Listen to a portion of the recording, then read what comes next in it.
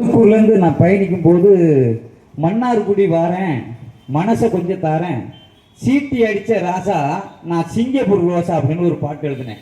இங்கே வந்ததுக்கு முன்னாடி ஒரு இடி முழக்கம், ஒரு பல்கலைக்கழகம் ஒரு நூலகத்தில் படித்த மாதிரி இருந்துச்சு. பாவேல் தோழர் பேசியது இந்த ஈழத்துக்காக தான் இப்போ நடந்துக்கிட்டு இருக்கு. ஏன்னா தூத்துக்குடியில் கடலில் மீனுக்கு நோய் ஏற்பட்டு வித்துனா அந்த மீன் எங்கே வரும்? மன்னார்குடிக்கு சந்தை வரும்ல. அதை தூத்துக்குடியில் தானே மீனவர்கள் படுகொலை செய்யப்பட்டார்கள். நம்ம பாட்டுக்கு வேடிக்கை பார்த்துக்கிட்டு போவோம் அப்படின்னு இருக்கக்கூடாது. ஏன்னா நம்ம எதிர்காலம்னு நம்ம வீட்டில எல்லாம் குழந்தை குட்டியெல்லாம் இருக்குது. ஏன்னா இப்போ நான் நிற்கிற இடத்த தாசில்தார் நாளைக்கு பட்டா போட்டு கொடுத்துட்டா ஊரே கூட்டி நிற்கி, எல்லாரும் ஒரே கூட்டமாக கூட்டிடுவாங்க. அது மாதிரி ஒரு சம்பவம் நடக்குது, ஒரு தெருமுனை கூட்டம் நடக்குது, அது நம்முடைய உறவுகள், அதாவது தமிழருடைய உறவை சுட்டு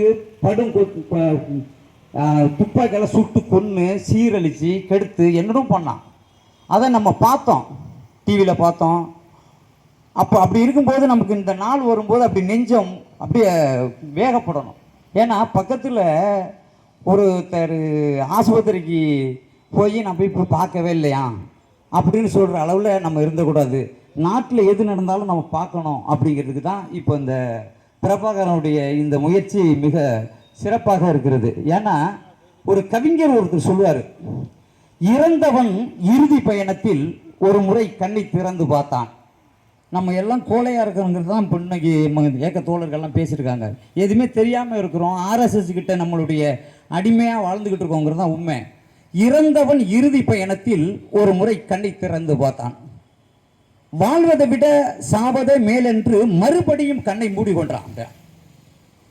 உயிராக இருக்கும்போது எல்லாம் கத்தி சொல்லலாம், இப்படியெல்லாம் படிக்கணும், இப்படியெல்லாம் இருக்கணும், யாருமே கேட்கல. ஆனால் செத்து சுடுகாடுக்கு குழிக்கு கொண்டு வர்றாங்க. குழியில் கொண்டு போடும்போது அந்த குழியில் இருக்கும்போது ஊரே கூடியிருக்கு. அப்போ இனி நம்ம கண் விழிச்சா எல்லாரும் ஓடிடுவான், ஆனால் மீண்டே செத்துருவோம் அப்படி சொல்லி தான் ஈரோடு திருவண்ணாமலை அவர்கள் எழுதினது. இறந்தவன் இறுதி பயணத்தில் ஒரு முறை கண்ணை திறந்து பார்த்தான். வாழ்வதை விட சாவதை மேலென்று மறுபடியும் கண்ணை மூடிக்கொண்டான். செத்து விட்டா பார்க்குறான், ஆனால் உசிரா இருக்கும்போது கேட்க மறுக்கிறான். அதுக்கு பட்டுக்கோட்டை சொல்லுவார், 6 அறிவில் ஓரறிவு அவிட்டு இருக்கும் 5 அறிவு நிலைக்குமாங்கிறது தவிட்டு. இப்போ நாங்களாம் இங்கே மன்னார்குடி வரும்போது எழுதிட்டோம். இப்படி நான் இப்போ ஒரு பாடல் ஒன்று போட்டோம்னு வச்சுக்கிறேன். இப்போ விரட்டி அடி விரட்டி அடி, ஓட ஓட சுத்தி அருவா கையில் எடுத்து விரட்டி அடி, மூச்சு இருக்கும் வரை போராட்டம், எங்கள் மண்ணையும் தண்ணியை தொட்டு பார்க்க விட மாட்டோம் அப்படின்னு எழுதி திரைப்படத்துக்கு கொண்டு போகிறோம். அந்த பாட்டெல்லாம் வேண்டாங்க. நீ ஒரு சக்கரை மூட்டை, உண்மையில அக்கறை காட்ட, இப்போ மாத்துற ரூட்டை எறும்பா சுத்துற ரோட்டை, இப்படி எழுதியாங்கிறான். யாரு? திரையுலகில் உள்ள இயக்குநர்களும் தயாரிப்பாளர்களும் இப்படி பாட்டு எழுதியா, என்ன எப்படி எழுதுற அப்படின்னு சொல்லி இந்த மாதிரி நையாண்டியா பாட்டு எழுதியா, அறிவா எழுதுறதையா அப்படின்னு சொல்கிறான்.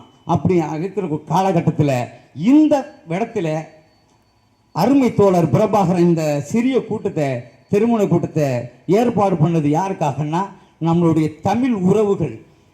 அப்படி கொன்னா செத்து போனான்னு துப்பாக்கியால் சிங்கள வெறியர்களால் தாக்கப்பட்டு அவருக்காக நடந்ததுக்கு மிக மகிழ்ச்சியாக இருக்கிறது.